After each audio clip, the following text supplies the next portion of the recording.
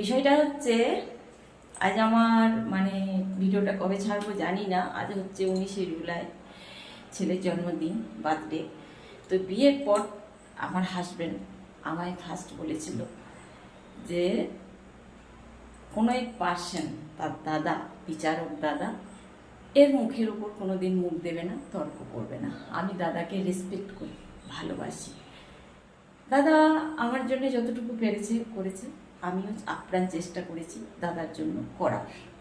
স্কুলে খাটা, পোলিং এজেন্টে খাটা, ভোটে খাটা, তাদের সন্তানদিকে মানুষ করার আমি যতটা পেরেছি আমি করেছি।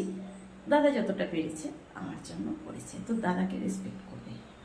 বিষয়টা হচ্ছে আমার হাজব্যান্ডের মনে এটা ছিল, ভালোবাসা ছিল, শ্রদ্ধা ছিল, রেসপেক্ট ছিল। তো আমার হাজব্যান্ড ভাবতো যে তার দাদার কাছে সে সেই স্নেহ ভালোবাসাটুকু ডিজার্ভ করে।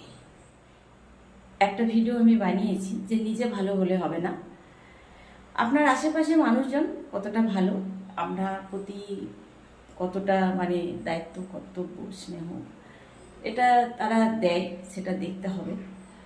তো আমার স্বামী ভাবলে তো হবে না, সেই পার্সনকেও দেখতে হবে যে সে শুধু লোক দেখানি করে এসেছে বা করেছে বা করে, নাকি তার মনেও জায়গা আছে। মনে জায়গা থাকলে কোনো না কোনো সময়, একটা সময়, একটা দিন শত্রুতার শেষ হয়। আর মনে যদি জায়গা না থাকে তো সেটা কি বলবো, একেবারে শত্রুতা থেকে হিংস্র পর্যায়ে পৌঁছে যায়। তো আমরা কষ্ট পাই, দুঃখ পাই কখন, যে আমি যে ব্যবহারটা দিই, আমি যে ভালোবাসাটা দিই, আমি চেষ্টা করি যে আমিও সেটা ডিজার্ভ করি, কিন্তু এটা নাও হতে পারে। দেখতে হবে সেই মানুষটা তোমার জন্য মনে কেমন ফিলিংস রাখে, মনে তোমার জন্য কেমন জায়গা রাখে, তাহলে কিন্তু তুমি সেটা রিটার্ন পাবে। তাহলে আমরা শুধু শুধু দুঃখ পাই এই ভেবে যে আমাকে ভালোবাসছে না, আমাকে করছে না, সেটা নয়।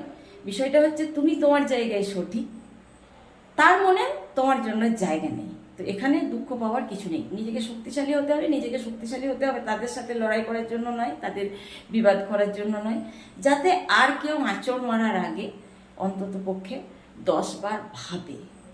নিজের জন্য বাঁচতে হবে, নিজের সন্তানের জন্য বাঁচতে হবে।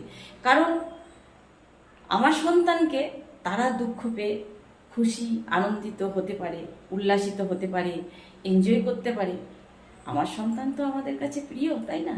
আমরা তো আমাদের সন্তানকে সেরকম করতে পারি না, না তাদের সন্তানকে দুঃখ দিতে অবশ্যই চাই না। কিন্তু বিষয়টা হচ্ছে যে একবার অন্তত পক্ষে আপনাকে পাটটা পরিয়ে দিতে হবে, তারপর আপনি থেমে যান।